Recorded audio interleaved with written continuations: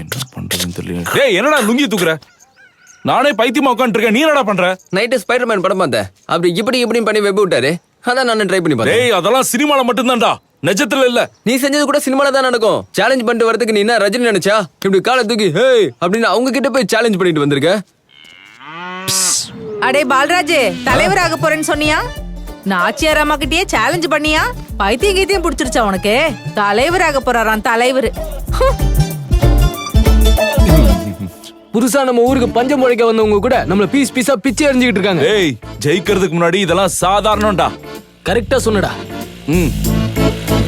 எதுக்காகடா இப்படி சேலஞ்ச் பண்ண? ஊர்க்காரங்களாம் நிம்மதியா இருந்தா உனக்கு ஏன்டா வயிறு எரியுது? அதுவும் நம்ம ஊர் தேவதை நாச்சியார் அம்மா கிட்டே போய் போட்டி போடுற. இது வரைக்கும் ஏதாச்சும் ஒரு நல்ல காரியம் பண்ணிருக்கியா? ஏன் பண்ணல? நேத்து நைட் ஒருத்தன் வண்டியில போகும்போது ஸ்டாண்ட் எடுக்காம போனா.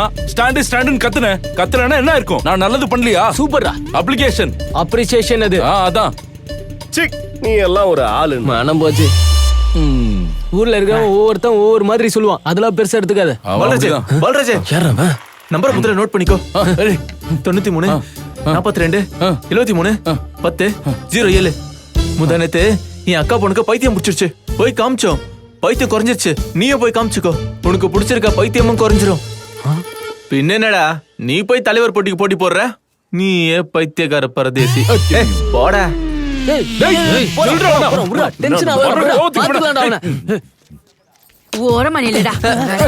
ஊர்க்காரங்க எல்லாரும் கண்டபடி பேசுறாங்க. வேலையே இல்ல. தலைவர் ஆனதுக்கு அப்புறம் இருக்கு எல்லாருக்கும். ஆவா தலைவராயி எல்லாரையும் சாவடிக்க போறான். என்னம்மா துணி காயத்துக்கு முன்னாடி எல்லாத்தையும் எடுக்கிற? அட அறிவு கெட்டவனே, துணி மட்டும் காயலடா, எங்க வாழ்க்கையவே இவ காய வச்சுட்டான். நல்லவங்க எல்லாரையும் விரோதாக்கிக்கிட்டான். நீங்க எல்லாம் போக மாட்டீங்களாடா? ஆமா அத்த, நீங்க போக மாட்டீங்களா? நீங்க நல்லவங்க இல்லையா? மூஞ்சி உடைக்கிற பாரு. சம்போ சங்கரா அம்மா எதிரம் பிடிச்சவங்க. ஐயோ சத்யா அண்ணி, அண்ணி எனக்கு ஒரு உதவி பண்ணுங்க அண்ணி. என்னோட ஆடுங்க மாடுங்க எல்லாத்தையும் எடுத்துக்கிட்டு எவ்வளவு குடுக்க முடியுமோ குடுங்க அண்ணி. இவன் இருக்கானே, இவன் ஜெயிக்க போறதும் இல்ல, தலைவன் ஆக போறதும் இல்ல. இழக்கிறதுக்கு முன்னாடியே எதையாவது சேர்த்து வச்சாதான் உண்டு. ஆவானா ஆவா தலைவர். உங்க அப்பா வருவாங்களா? டே பால்ராஜே, ஊர்க்காரங்களாம் நம்மளை பார்த்து ஒரு மாதிரி பேசுறாங்கடா. நம்ம வாழ்க்கைய நம்ம வாழணுமே தவிர ராஜா வாழ்க்கைய வாழணும்னு நினைச்சா நாம வாழ்ற இந்த வாழ்க்கையும் இல்லாம போயிடும்டா. எனக்கு என்னமோ இதெல்லாம் சரியா படல.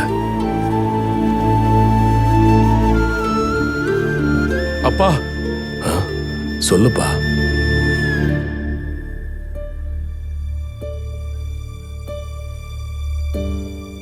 கொஞ்ச நேரத்துக்கு முன்னாடி அவங்க வாழ்க்கை நம்ம வாழ்க்கைன்னு சொன்னீங்க.